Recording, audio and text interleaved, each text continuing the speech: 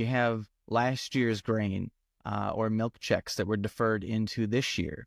That means they've got income that they've earned or would have earned last year that they're going to hit on their tax return this year. If they're not going to be farming next year, that means that they're also not going to be having to input costs. They're not going to have seed or fertilizer, those write-offs that we get at the end of the year. Of course, they won't be buying new equipment. They won't have a need for it.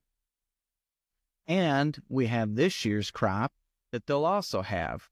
Now, of course, they can defer some of that into the following year or store it for a number of years. But, what happens here is we kind of hit a little bit of a cliff because we have a farmer that has a bunch of grain that now they have to sell, and they don't have anything to write off against it or very little to write off against it. And it all gets piled up and it hits that tax return in 1 or 2 years.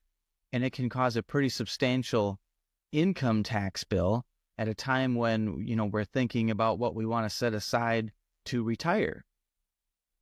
And then you talk to that farmer about what they're going to do with their machinery and equipment, and they're not very excited about the prospect of selling it because they know that's going to come with a big tax bill too.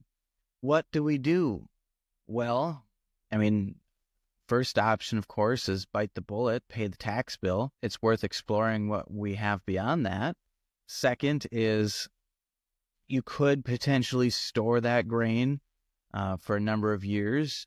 You run the risk of spoilage or, the commodity prices. There's different things that we have to take into account there.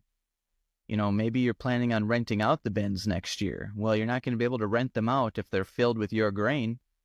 So you could be potentially giving up a different income opportunity by keeping that grain in storage. Or if you're having to store it somewhere else, it's going to cost you, quite a bit to keep it there for a number of years while you wait to sell it. So a third option that I think is always worth exploring is called a charitable remainder trust. And we should think about this like your very own privately funded, privately created retirement plan, because that's how I like to use it.